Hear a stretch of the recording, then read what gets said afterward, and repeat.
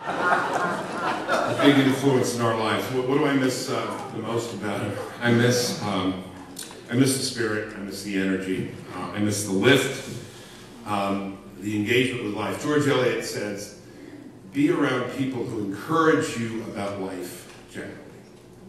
She says, excellence is great because it encourages you about life generally. We hear a lot about excellence. People will tell you why. Jack encouraged you about life generally. He also encouraged you about something else, which it's easy to get discouraged about, particularly in this time, and that's politics. He encouraged you about politics. He did a course reach across the aisle. Of course, that was Jack's nature.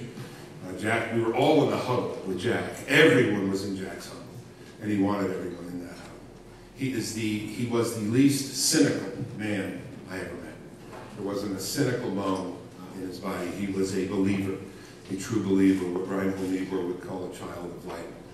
Talks about the children of light and the children of darkness. I know because I'm a child of darkness. I'll say more about that in a second. But he encouraged people about life generally. Robertson Davies, the great Canadian novelist, said, "Beware of the cynics, beware of the dampers. Keep the cynics and the dampers away from your children, because they will discourage them about life."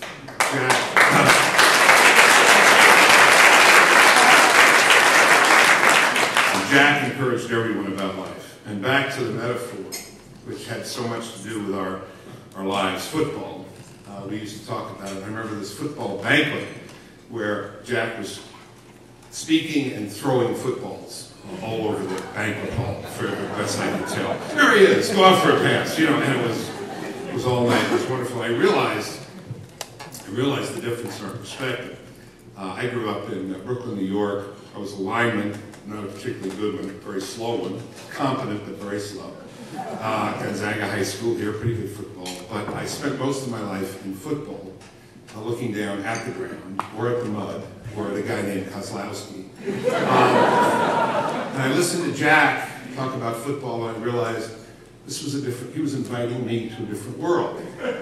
California, cheerleaders, balls in the air, sunshine, touchdowns. I didn't know what the score was. I just knew I was with Kozlowski, you know, the rest of the night.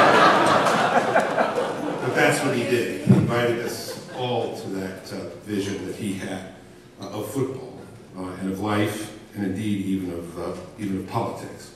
The thing he had, I think, most of all, whether it was politics or football or life or conversation or friends or reaching across the aisle, was lift. He always raised it up. He always raised it up. And too much of the gaze is down, and we need to remember Jack to raise it up. Virgil says, "Here too, the honorable finds its due, and there are tears for passing things. Here too, things mortal touch the mind." Jack Kemp touches our mind tonight. I miss him. I will never forget him. And I know the Kemp Foundation will keep that memory alive. Thank you all.